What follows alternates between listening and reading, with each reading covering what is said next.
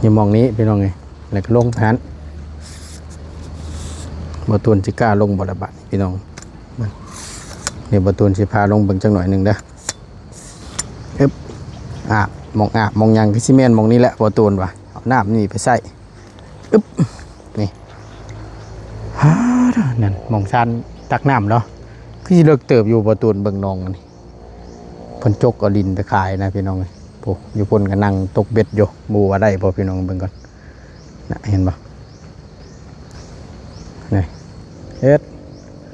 กะ ได้ อาบอยู่นอน อยู่หนองนี้ โดย โอ้ เพราะน้ำมันใส น้ำฝนแม่นแล้วว่าลงไปเบิ่งเมื่อกี้นี่อยู่ในหันนะถือว่า ไปเบิ่งแนมไปแต่น้ำมันอยากก็เขียว เนาะจ้ะ พระเจ้า น้ำอยู่พอได้กินเด้อใช้แม่เจ้าไปใช้ใส่ แม่ ลูกละ อยู่หุ่น อ๋ออยู่ชุ่มนั่นบ่มื้อนี่ โดย จูไฟก่อนกลุ่มอยู่ก็พอได้อูดยุง พ่อเจ้าไปก้านอยู่บ่เมื่อคืนนี่ บ่ บ่ได้ไปซ้ำ ๆลงไปไหนไม่ได้นอนเมื่อคืน จนสิเป็น ได้อยู่บ่ แหละเรามาแล้วเราอยากน้ำแล้วห้องใส่ซุมเฮา ว่า ช่วยแน่ว่าอยากน้ ได้แล้ว ำเสียงกับ เอ้า เด้มาเลยว่าปุ๊บมาปั๊บ นี่พี่น้องไล่จังเด้มากินนั่น จองผัด เนาะ กันแยง มามึงดู ผั หั่ ด น บุ้งเพาะพัด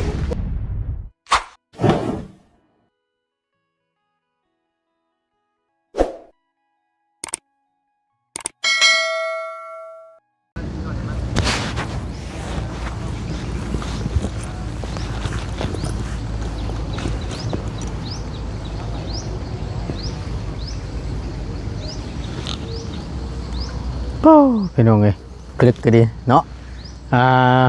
หมู่ว่าพี่น้องเซียนบ่เบิ่งบ่ต้นจะให้เบิ่งอีกจังหน่อยหนึงเนาะอยู่หม่องนี้ว่าซั่นซะนี่อาจจะเห็นไกลแน่นิดนึงพี่น้องเอ้ยบ่ต้นตั้งกล้องไว้พอดีมาบ่ต้นเข้ามาเบิ่งเนาะหม่องที่ว่าเอื้อยเราอันเว้าว่าตกแรงมาแล้วใส่น้ำใส่ในบ่ต้นถามแหละรอบก่อนนะว่าตกแรงมากเลยใส่น้ำอยู่ไสน้ำกินน้ำอาบอยู่ไสแล้วว่าอยู่ในหนองนี้พี่น้องเลยซึ่งมันก็บ่ได้ไกลกันหรอกเนาะกับหม่องผักหม่องเศร้าพี่น้องอยู่หนองนี่เป็นหนองใหญ่น้ำเพ้อเวอร์อยู่พี่น้องเลยตกแรงตกยางมาเม่นหมองนี้เราว่าพอได้อาบได้ใส่ได้ซอยหนึ่งข้าวหนึ่งน้ำแล้ววันนี้เนาะพอดีทางบ่ตูนได้เดินทางเข้ามาหาทางสองพี่น้องขายกอยเนาะพี่น้องเนาะได้เข้ามาอีกเป็นมื้อที่สองแล้วทั้งประตูเดินทางเข้ามามื้อนี้ก็ได้พร้อมกับผ้าผลชนละทานตกอยู่บ่หยุดบ่หย่อนพี่น้องเลยเนาะคนอื่นพี่น้องกราบทักทายสำบายดีและสวัสดีเด้อพี่น้องสำบายดี FC เบิดสุขุสุคนบ่ว่าสิอยู่ในและก็ต่างประเทศก็ยินดีต้อนรับเข้าสู่ช่องประธานป้อง Channel คือเก่าเนาะนำเสนอโดยประตูคือเก่าคือเดิมเด้อพี่น้องเด้อเนาะแต่งตัวอาจจะอันนั้นแน่นิดนึงพี่น้องไอ้บอตูนใช้เก่งขาครึ่งโมเมนต์ว่าขาสั่นหรอกขาครึ่งเนื่องจากว่ามันเปื้อนมันเปื้อนสิเด้อพี่น้องเลยขอโทษขออภัยน้ำหลายๆเนาะเอานี่เราพี่น้องบอตูนมาเบิ้งอยู่หม่องนี่แล้วให้ FC เพิ่นได้เห็นน้ำกันเนาะหม่องตักน้ำตักในซีเมนต์และนี่เป็นขันบันไดแล้วพี่น้องลงขึ้นมานะเนาะลงไปตักน้ำเอาอยู่หม่องนี้เอามามื้อนี้ก็ถือว่าหลายคนอยู่พี่น้องเลยเนาะทั้งทีมงานบ่แสนน้ำแน่เนาะแล้วก็บ่ตูนได้เดินทางมามื้อนี้กับบ่ยาวน้องนิวน้องมีกพี่น้องมากัน4คนเนาะพึ่งใบบุญบารมีเพิ่นแล้วพี่น้องเอ้ยเพราะว่าฝนมันตกก็ได้มานํกันเนาะขี่รถจักรมากับพุ่นแหละถ้าให้มันฝนบ่ตกพุ่นแหละฝนตกมันไปยากพี่น้องเอ้ยอาศัยบารมีเพิ่นและช่วงนี้มาก็ได้เนาะเมื่อวานนี่ตอนมาตอนเช้ามานำบอต้าอาศัยเพิ่งบารมีเพิ่นขากลับเพิ่งบารมีเบาดีพี่น้องเอ้ยพอดีเข้ามาพ้อกันแล้วก็เลยได้เดินทางลงมานี่แหละมาเยี่ยมยามมานำกันหลายคนพี่น้องมื้อนี้ก็ได้เนาะเป็นอีกเคสหนึงพี่น้องเอ้ยเนาะที่ทางประตูนก็ได้ถามแล้วก็ถามความเป็นไปเป็นมาของทางครอบครัวของน้องคนนี้เนาะก็คือดินรอนต้นหญ้าที่ปลูกเฮือนอยู่อาศัยณตอนนี้กับโบแมนเป็นดินของเราพี่น้องเลยเป็นดินของคนอื่นแต่ว่ามาอาศัยอยู่ขออยู่น้ำพี่น้องเลยเนาะ พอได้พักพิงว่าซั่นซะเนาะถ้าหากว่าเพิ่นมีโครงการหรือว่าเฮ็ดหันเฮ็ดนี่เพิ่นให้ออกก็จำเป็นต้องได้ออกพี่น้องเอ้ยเพราะฉะนั้นแล้วก็บ่มีที่เป็นของเจ้าของว่าซั่นซะอาศัยดินเขาเจ้าอยู่เนาะแล้วเราเมื่อวานนี่น้ำตาคุยาวพี่น้องเอ้ย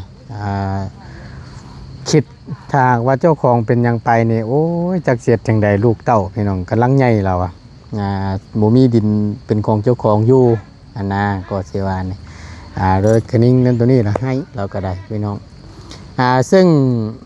แม่อีหลาเพิ่นนี่ก็บ่แม่นคนเขตนี่หรอกพี่น้องเป็นคนปูนทาง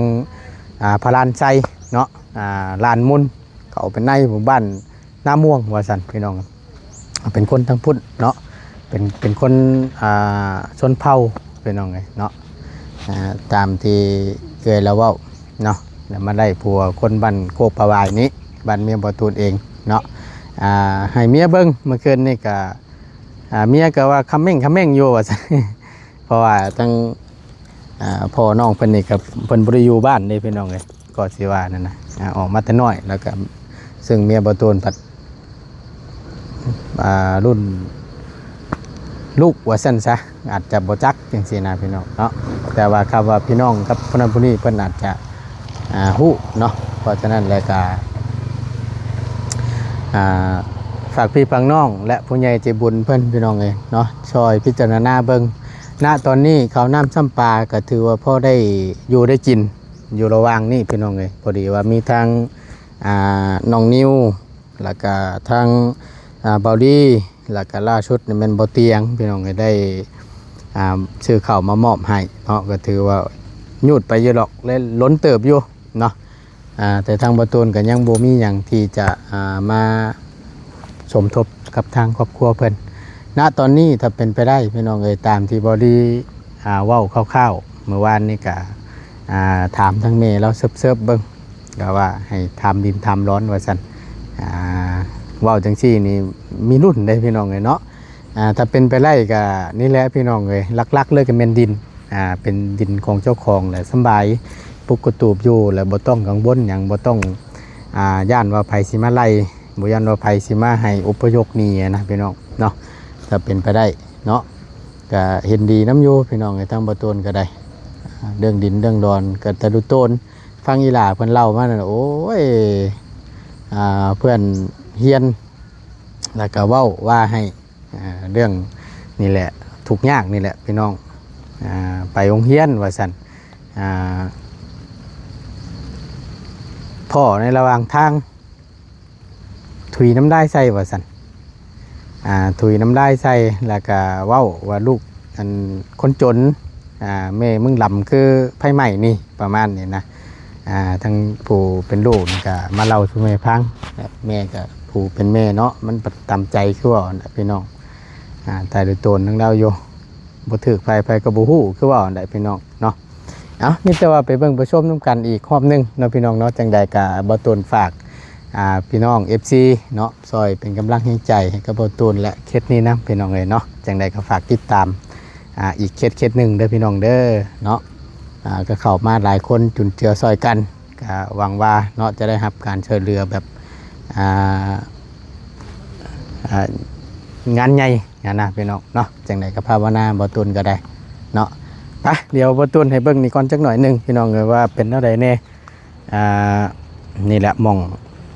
ที่ว่าอันนี้นะนี่บันไดเพิ่นซีเมนต์และตามเบิ่งโอ้ยอันคออันนี้อันบ่ตุนหันบ่แน่นพี่น้องขอโทษขออภัยได้ๆนี่อยู่หม่องนี้พี่น้องเอ้ยแล้วก็ลงผ่านบ่ตูนสิกล้าลงบ่ละบาดพี่น้องนี่บ่ตูนสิพาลงเบิ่งจักหน่อยนึงเด้ออึ๊บเบิ่งต้องเบิ่งน้ำกันพี่น้องยันแต่มันหักเลยนี่นั่นเด้อได้บ่พี่น้องอึ๊บแข็งแรงอยู่บ่ละบาดมันสิบ่ลงอยู่บ่เนาะอึ๊บแต่ว่าเห็นห้อยอยู่เลย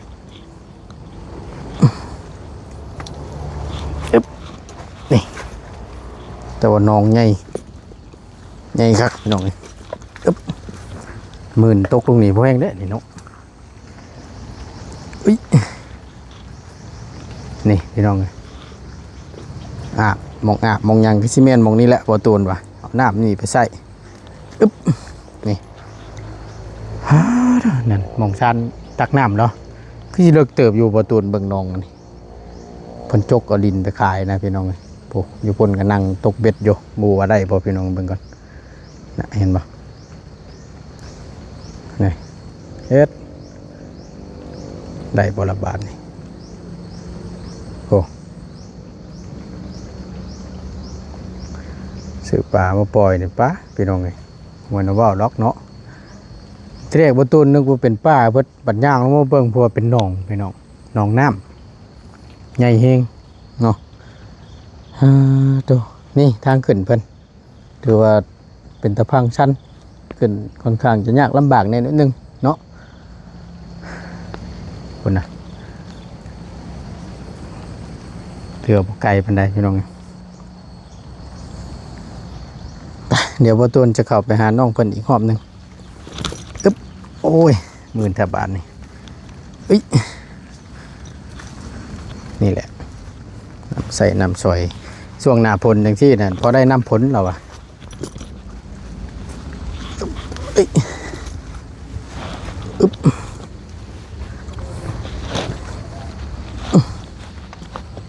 หักตรงนี้ก็เอาอีกแล้วพี่น้องอึ๊บพาเผื่อสีนะสิขึ้นมาได้ไปเดี๋ยวเข้าไปหาน้องเพิ่นพี่น้องนี่แหละพี่น้องเนาะสภาพในการเป็นอยู่คือช่วงหน้าฝนจังซี่กับคู่ทางกะละมังเนาะพอได้เอามาตรงน้ำพอได้ใส่พอได้กินพี่น้องเนาะก็เป็นกระทังเป็นกระตุกน้ำเนาะที่พอได้รองรับน้ำพอได้ใส่ได้ซอยคือจังซี่แล้วพี่น้องแต่ละอันก็น้ำจะเต็มอยู่แล้วพี่น้องเลยฮะนี่ได้ชุดงามละบาทนี่เจ้าชุดเดียวสมบัติจากคนละชุดโอ้ได้สินจ้ำเอาเราพี่น้องเบิ่งอันนี้นี่บูไม่ยังเคยนี่น้ำเพิ่นนะพี่น้องน้ำตักแท่บ่รัวได้ใดอันนี้นะเต็มอยู่อันนี้บ่ฮู้ว่าเพิ่นเอาไว้กินบ่รู้ว่าได้พี่น้องมันก็สิไว้กินน้ำและน้ำผลอย่างดีเลยในการเป็นอยู่น้ำในเพิ่นพอได้ใส่ได้ซอยเนาะสบายดีน้องสบายดีโอ้ยไม่ไอเกือบเปียกฝนตกใจเมื่อกี้นี่เรียบร้อยแล้วแหละนี่เนาะเฮ้ยถึกลองผลแน่นอนนึงนี่เรียบร้อยรถนี่เบิ่งเห็นกันจ้องแล้วบาดนี่น้องเอ้ยเบิ่งเอาคนจ้องก่อนพี่น้องกล้อง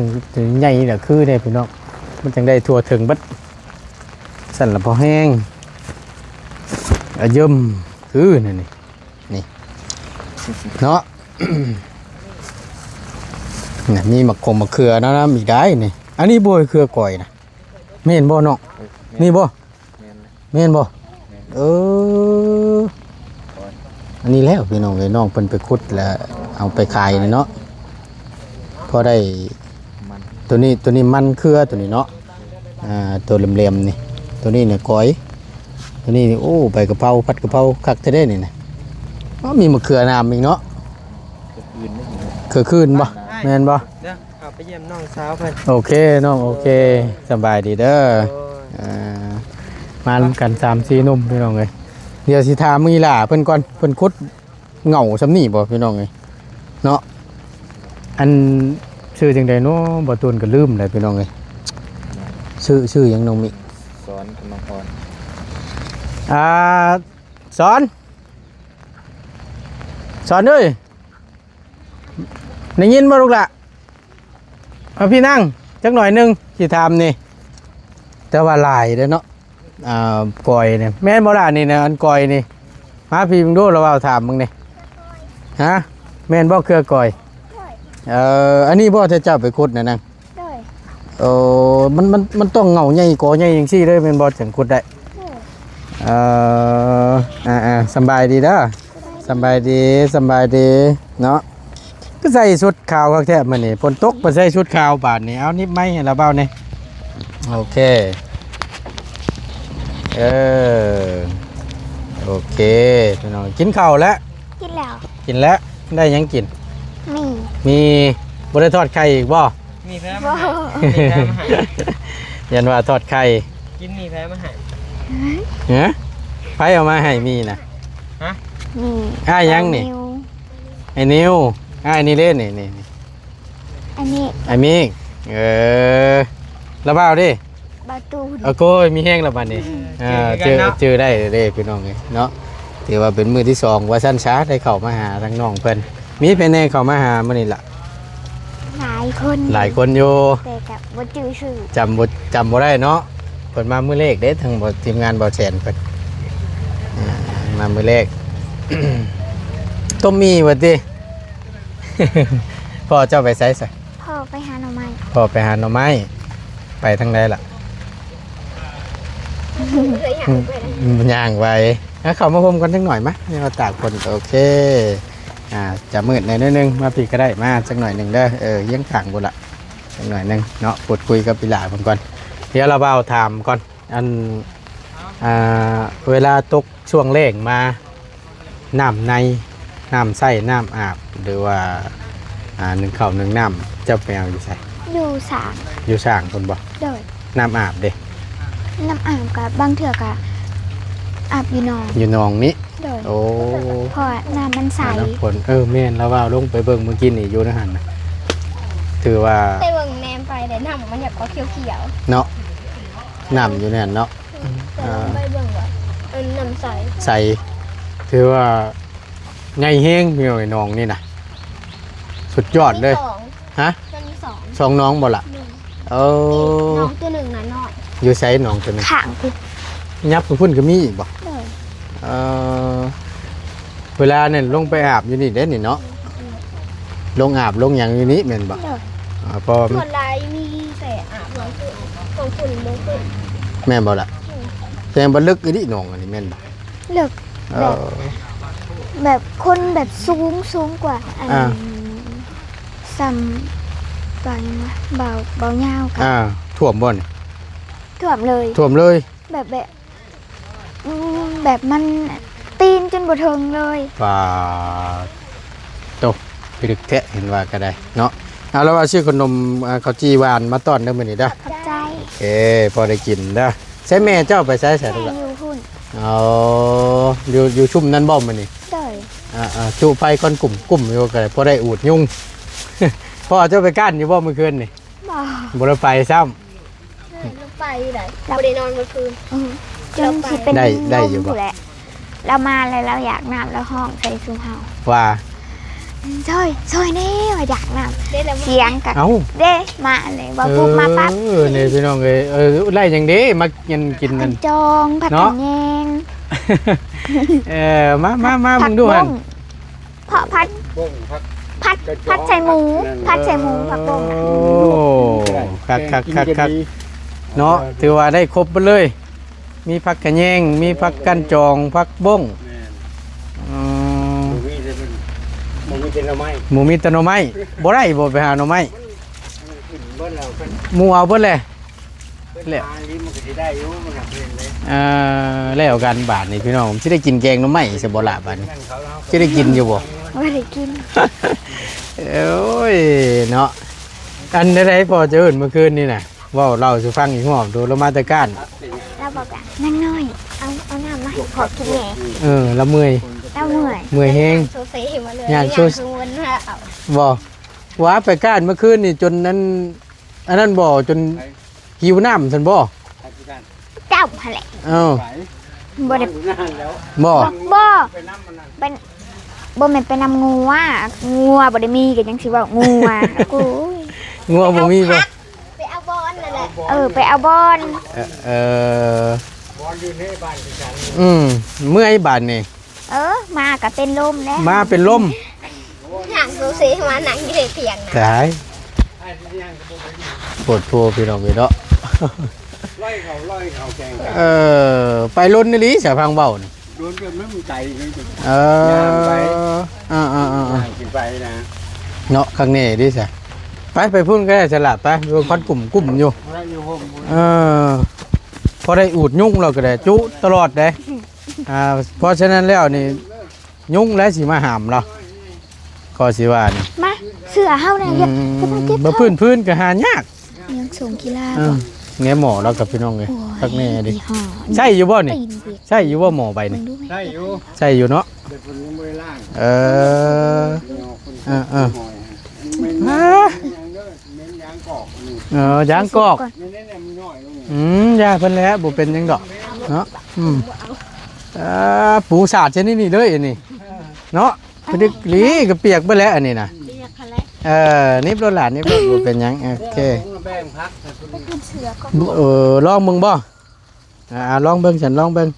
พักได้ยัง พักเป็นจองของบุ้ง บ่เป็นหยังกินโลดไว้สู้กันกินแหละ ส่งจ้ะ ต้นน้ำใจนี่ โดย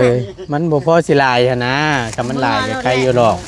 ไข่แล้ว อีนุ้ยอยากถ่ายคลิปนะนี่มัน เรียนกับบ่มีไผกิน เขาก็ เน่าหิน โอ้ยปูใส่หมองเปียกๆเลยนี่เนาะ ขาดนะฮะ เห็นว่าก็ได้คักนี่เอลินี่ สบายดีเด้อเด้อสบายดีโดยชุ่มแม่นี่นี่ จุ่มมาแล้ว ดิ อดเอาเนาะอดเอา อ คำวิทย์หน้าผลนี่ก็ไข่อยู่ดอกพี่น้องนี่ ลูกจะคบอีกแล้วไปแม่ เอ้ยจังแม่นเนาะมากันจังแม่นเชื่องฮันเดยาเพิ่นลอกเป็นยังดอกมันหูไว้ดีเลยพี่น้องมาแม่บ่ แม่ โอ้สิได้ลูกเพิ่นได้จ้ะ เมื่อเช้าบอกว่าเผาโคตรเขาให้แม่เด้ออยากไก่ปี มันกระหน่งเผา มันก็นั่งเผา นี่มานี่เลยเสื่องคักแท้อันนี้เลยหูดีเนาะให้เผา โคตรเขา ในใช้ครบกับครบเก่งกับเก่ง เยอะเนาะให้เผาอันนั้นก็ยังเผาอยู่ ไก่นะ ไม่ใช่ พาที่อยากเซรีไปไง เงื่อนนะ มันอยากเซรีแล้วเพื่อจะเลือก ไก่ฮะขึ้นแล้วก็ชอบไข่ทำมาด้วย ไปนะแม่อันนี้เอาเครื่องพอไป โอ้เอาเครื่องไว้เอาไม้ระเบ้าก็ได้ไหมโอเคไปไล่ไก่มึงนู่นหั่นล่ะโอ้ย เนาะ เนาะ เอาไปใส่แล้ว นะ มีหลาย นุ้ยไปไล่ไก่เอ้ยนี่ บอกมานี่บ่ อันนี้เขาละ7ครบ ยาเพิ่นดอกกูเป็นยังดอกเพิ่นอยู่รถนั่นดิโอ้ยจักความไปแต่พี่น้องเนาะข้าวเที่ยงยังเพิ่นพากินบ่นี่ข้าวเที่ยงนี่นะเนี่ย ลวก กินมีแล้ว ล ก็ งมี กินแล้วก็บ่อยาก โอ้ ได้บ้าน นี่แหละเนาะมึงแน่พี่น้องพักแล้วก็ป้าดู ใส่ตรงยางเวลาเมื่อหันไปหันก็บ่มีไผกิน บ่ เก็บมือนั้นก็บ่เห็นไผกิน ตาย บ่ แม่ งามพี่น้องก็พักแล้ว น้ำค่ำนะ น้องน้ำคำ โอ้ปีกยิ่งห่วยบ่ว่าเลยตัวทั้ง2 นิ้วนี่ปูมือโอ้ ปิง แม่น ว้ายแล้วรถเฮาน่ะสิได้ลงในคำว่ามีปิงกันนะสุดเลยแหละพี่น้องเอ้ย ย่านคือกันน่ะ เป็นนะ แม่น มัน เนาะ จับหรือจับ จำเป็นขมั่ง มันกำลังเลยบุดึงจะใส่ที่ดึงให้ เพิ่งได้พี่น้องกันหลังคาเราก็ ดึงออก พอได้อันไว้ถ้วยไว้บ่วงเราก็ได้เนาะ